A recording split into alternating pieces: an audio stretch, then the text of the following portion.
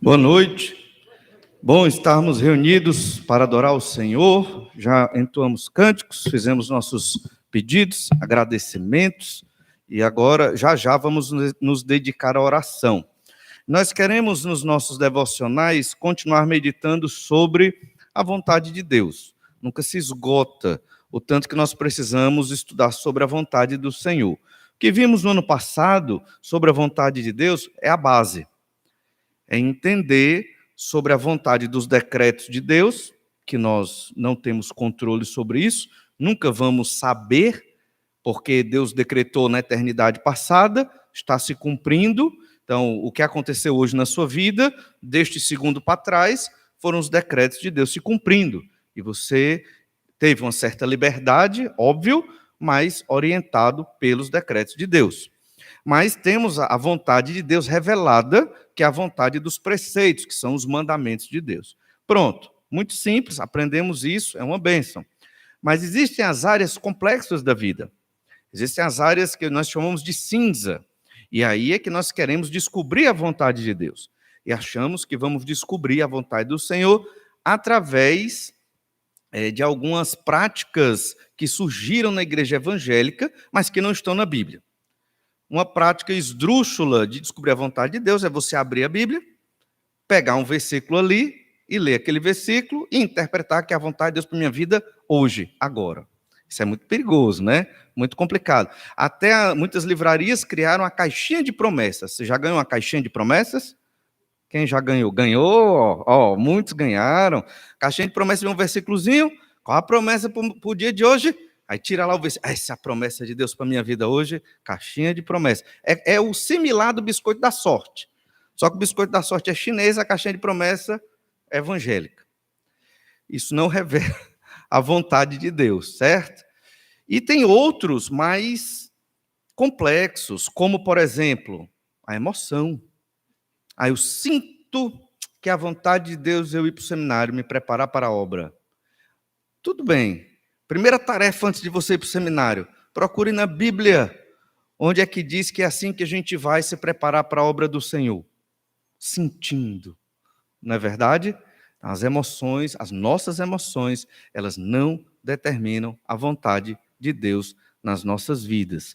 Mas erramos muito. Eu sinto que eu tenho que me mudar de cidade, porque eu creio que é a vontade de Deus. Outro erro, às vezes nós oramos por algo e já colocamos na cabeça, não, pastor, eu orei, então é a vontade de Deus, porque eu orei, se eu orei, é a vontade de Deus. Não necessariamente. Você pode ter orado, pediu algo a Deus e não ser aquilo que Deus quer para a sua vida.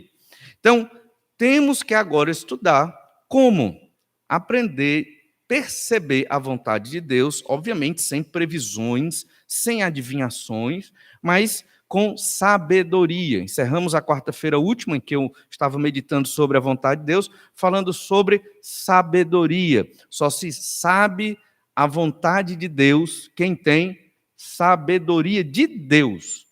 E essa sabedoria, ela não é somente para as pessoas mais inteligentes ou espirituais. Ela é para todo crente em Jesus que busca ao Senhor, que lê a sua Bíblia, que tem uma vida de oração, vai ter sabedoria que vem do Senhor. E aqui nós queremos observar 3 esferas para compreender a vontade do Senhor nas áreas cinzas, difíceis da vida. Mas primeiro, nós temos aqui 3 círculos para entender a vontade de Deus, que também está muito baseado no que nós já vimos. O primeiro círculo são as proibições explícitas que estão na Bíblia. Se lá tem dizendo, não faça isso, pronto, não faça isso. Simples, né? Não tem emoção, não tem dúvida, não tem o que dizer. A Bíblia diz, não mate, não adultere, não idolatre. Pronto, simples, está lá, não faça isso. O segundo círculo são dos mandamentos positivos. Tem as negações, os mandamentos negativos, Deus dizendo não faça, mas tem também na palavra de Deus os mandamentos positivos, Deus dizendo faça.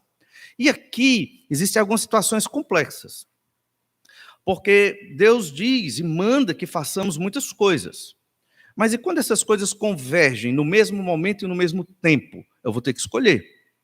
Então, como obedecer os mandamentos positivos da palavra de Deus? Por exemplo, Eu tenho que escolher tempo para dedicar-me ao devocional diário, mas eu também tenho que trabalhar para sustentar minha família. As duas coisas são a vontade de Deus? Sim. São mandamentos explícitos do Senhor, positivos, de que você deve fazer? Sim. E aí? Então, é algo mais complexo. Mas eu sei que eu tenho que fazer o devocional. Mas eu também sei que eu tenho que trabalhar. Já vi casos, eu vi, não aqui nessa igreja, irmão que deixou o trabalho porque eu quero me dedicar mais ao meu devocional. Mas, irmão, fica até difícil do pastor dizer, irmão, não faz isso, né? Porque, irmão, quer buscar Deus, eu vou impedir, né? Mas, foi o que aconteceu? Ele ficou muito tempo desempregado. E a igreja teve que mantê-lo por um tempo. Então, quer dizer, entende? Então, a gente tem que buscar a sabedoria do Senhor nessas questões. Por exemplo, outra questão, pensando no pastor, vai ter um dia que eu tenho que escolher. Ou eu me dedico à minha esposa, ou eu atendo a um aconselhamento de um irmão da igreja. E aí, o que é que eu escolho? O que é que vocês acham melhor? O que é que o pastor tem que fazer? Hein? Então, minha esposa... Muito bem, irmão, obrigado. Ainda bem que você falou. A esposa ou um irmão?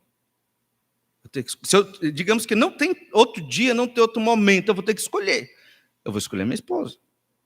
Entende? Então, são situações complexas. Então, as duas coisas são importantes. Eu tenho que escolher uma. Às vezes são três. As três são vontade de Deus. Deus diz na Bíblia, faça isso. Mas eu tenho que escolher uma. E aí? Às vezes você vai ter que escolher na sua vida duas coisas que Deus manda você fazer, convergiu, e agora o que fazer? Então, aí entra a sabedoria que vem do Senhor. E um terceiro círculo, que é o mais complexo, para nós obedecermos a Deus, fazendo a vontade do Senhor, entra no tema de hoje, que é a liberdade cristã. Há um espaço que Deus nos dá para termos liberdade, e a Bíblia nos mostra isso. Liberdade de agir em certas situações complexas. Então, assuntos diferentes, que não são pecado em si, mas que para um irmão ofende. Para outro não ofende. Não é um pecado em si. E então, isso gera complicações. Então, qual é a vontade de Deus no âmbito da liberdade cristã? Dentro dessa esfera se discute a vontade de Deus. É vontade de Deus ou não é vontade de Deus? Então, dentro dessa terceira esfera, tem assuntos que não se questionam, que não se tem problemas aqui. Por exemplo, se eu vou usar esse par de meias ou aquele par de meias. Então, isso é irrelevante, né? Ou se eu vou jantar tal hora ou mais tarde. Então, isso é irrelevante dentro da liberdade cristã. Eu posso usar a meia que eu quiser, eu posso jantar o horário que eu quiser, eu não estou ofendendo ninguém, não é verdade? Mas tem assuntos que são complexos, assuntos polêmicos, assuntos que necessariamente não são pecado, mas por várias questões, que a gente não vai entrar aqui agora porque não tem tempo, causam controvérsias, e aí entra no âmbito da liberdade cristã. Assuntos como consumir bebida alcoólica, dançar, ouvir certas músicas, ocupar cargos políticos. Então, são assuntos que só de falar vai dar polêmica se a gente deixar alguém falar aqui sua opinião, pronto, acabou a noite, não vamos conseguir mais orar. E não é o objetivo aqui. Mas esses assuntos estão no âmbito da liberdade cristã. Por quê? Porque não estão dentro daquilo que Deus diz, não faça, e não estão dentro daquilo que Deus diz, faça. Estão entre um e outro. Percebe?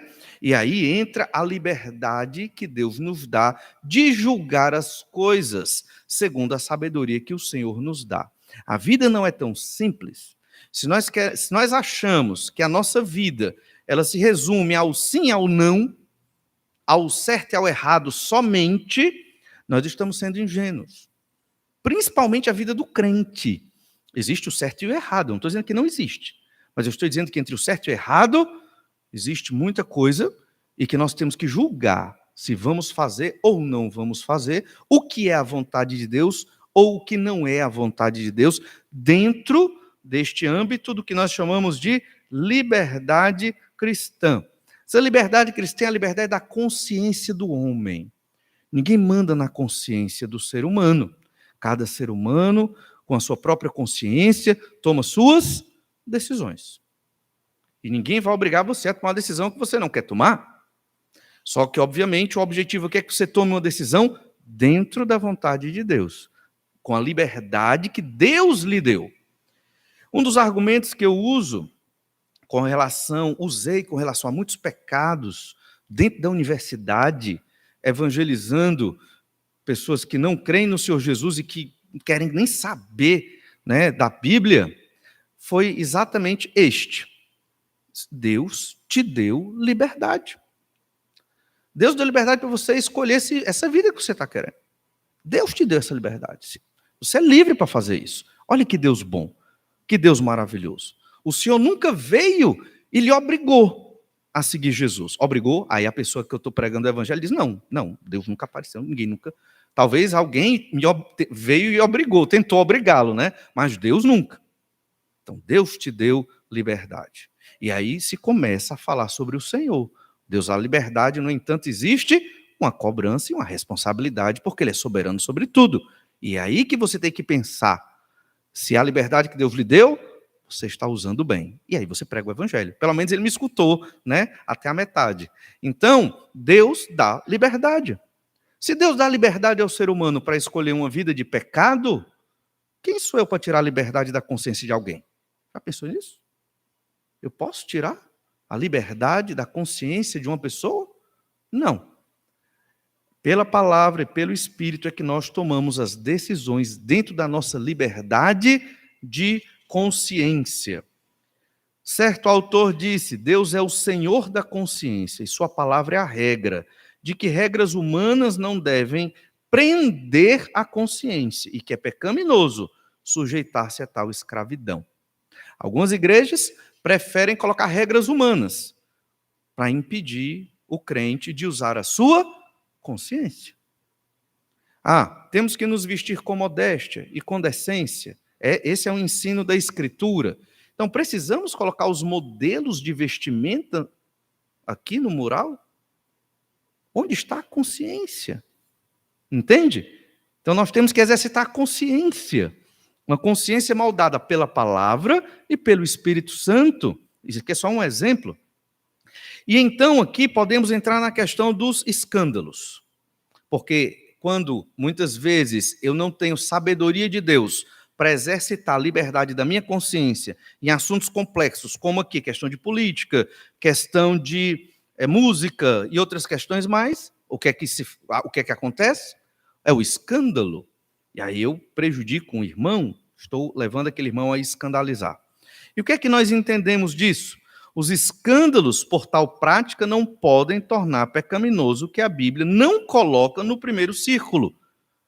Então, porque alguém se escandalizou, numa questão que claramente não é dito que não é pecado, isso não pode ser colocado como sendo pecado, Deus dizendo não faça, se não está na Bíblia. Porque se eu faço isso, eu estou criando uma regra e dizendo que é palavra de Deus, quando não está na Bíblia. Mas também, por outro lado, quem não se escandaliza não pode praticar algo sem a preocupação com o bem-estar do escandalizado. Eu não me escandalizei. Então, eu também nem ligo para o outro, o problema é dele. Não, eu tenho que me amar e me preocupar com a vida do meu irmão. E aí entra um equilíbrio que Paulo ensinou à igreja de Corinto, à igreja de Roma, em Romanos 14, 15, 1 Coríntios capítulo 6 e capítulo 10. Para quê? Para que a igreja tivesse esse entendimento. 1 Coríntios capítulo 6, verso 12, diz: todas as coisas me são lícitas, mas nem todas convêm. Todas as coisas me são lícitas, mas eu não me deixarei dominar por nenhuma delas. Então, tem muitas coisas lícitas, ou seja, não são pecado. Tem muitas coisas que não estão no primeiro grupo, no primeiro círculo que nós colocamos aqui. Aquilo que, as negativas, o que Deus diz, não faça. Tem muitas coisas que são lícitas, mas não convém eu fazer dentro da igreja que eu sou membro. ou dentro da comunidade em que eu estou como crente em Jesus, entendem? Talvez se eu morar noutro país, ou noutra cidade, ou noutra igreja, convenha. Agora, eu não estou falando de coisas que são pecado, entendam. Estou falando do que é lícito, aquilo que não é pecado. O que é pecado. Então, não tem nem discussão, certo? E 1 Coríntios 10, 23, todas as coisas são lícitas, mas nem todas convêm. Todas são lícitas, mas nem todas edificam. Uma coisa que é permitida a mim, pode não edificar os meus irmãos. Não quer dizer que eu estou pecando, mas pode ser que não edifique, por várias razões que nós vamos estudar ainda. A vida não é simples, irmãos, ela é complexa. Para alguns é simples, não, isso aqui não pode por causa disso. Não, calma. A Bíblia diz que não pode? A Bíblia diz que é pecado? Onde? Não. Logo, então nós temos que ter sabedoria do alto para não fazer ou usar ou dizer certas coisas, porque não convém, porque não edifica a igreja do Senhor Jesus Cristo. Então, é nesse ponto que entender a vontade de Deus é mais complexo na nossa vida, é uma área mais complicada. E nós temos que amar os irmãos. Aprendemos, então, 2 lições sobre a liberdade de consciência. Primeira lição, não podemos ferir a liberdade dos outros, impondo regras que são reflexo dos nossos padrões e costumes, antes que princípios morais e eternos. Então, eu não posso transformar um costume numa verdade eterna. Não posso. Se eu estou fazendo isso, eu estou acima de Deus, transformando um costume em algo bíblico. E não é. Tipo, não, irmãos, a gente só pode ter culto se tiver ar-condicionado. Não tem ar-condicionado, não pode ter culto. Onde foi dito isso? Né? Eu estou aqui exagerando só para não criar polêmica com nada. Estão entendendo? Então, onde é que existe essa regra na Bíblia que tem que ter? Todos os instrumentistas faltaram. Aí o pastor chega, não vai ter louvor, pastor, porque os instrumentistas faltaram. De forma nenhuma, canta todo mundo a capela. Óbvio que ele mesmo ia fazer isso, claro, né? Canta todo mundo sem instrumento. Não precisa de instrumento para ter louvor a Deus? Não. Só precisa dos crentes com voz. Pronto, tem louvor a Deus. Não é verdade ou não? Então, né? Então, nós não podemos ferir a liberdade dos outros, impondo regras que não estão na Bíblia. Segunda lição, mesmo em áreas indiferentes, as motivações não são indiferentes. Ou seja, mesmo que existam coisas que essencialmente não são pecado, as motivações podem vir a ser pecado. Podemos pecar ao fazer algo indiferente, simplesmente porque nossa motivação não é santa. Por exemplo, escandalizar meu irmão. Eu estou fazendo algo que necessariamente não é pecado. A Bíblia não diz que é pecado. Mas se eu estou prejudicando a fé do meu irmão de alguma forma, eu já estou pecando. O certo é eu deixar aquilo para não prejudicar o meu irmão. E aqui entra a sabedoria para tomar essas decisões. Tiago 1,5. Se, porém, algum de vós necessita de sabedoria, peça a Deus, que a todos dá liberalmente, e nada lhes impropera, ser-lhe-á concedida. Peça, porém, com fé, em nada duvidando, pois o que duvida é semelhante à onda do mar, impelida e agitada pelo vento. Temos que ter sabedoria para decidir sobre a vontade de Deus nessas questões que não são tão claras e explícitas. E Colossenses 3, verso 1 diz: portanto, se fostes ressuscitados juntamente com Cristo, ou seja, se vocês são crentes, buscai as coisas lá do alto, onde Cristo vive, assentado à direita de Deus. Pensai nas coisas lá do alto, não nas que são aqui da terra, porque morrestes, e a vossa vida está oculta juntamente com Cristo em Deus. Tendo essa sabedoria do alto, buscando e pensando nas coisas do alto, vamos conseguir decidir aquilo que é o melhor dentro do povo de Deus, para a glória de Deus. Então, aprendemos muito sobre a vontade de Deus dos decretos, a vontade de Deus dos preceitos. Agora, aprender a tomar decisões nas áreas lícitas da vida, mas que podem não refletir a vontade do Senhor. Vamos orar? pedir que o Senhor, então, nos abençoe e nos dê essa sabedoria. Obrigado, Senhor Deus, pela tua graça e misericórdia, pelo teu amor, porque estamos hoje aqui para glorificar o teu nome, para te dar graças, ó Pai, por tudo o que o Senhor fez, faz e ainda fará por nós. Ouve, Senhor Deus, as nossas orações, responde, Pai amado, segundo o teu querer e a tua vontade, e nos dá dessa sabedoria para sabermos decidir sempre para a glória do nome do Senhor. É o que nós te pedimos, no nome de Jesus. Amém. Então vamos para os nossos grupos de oração.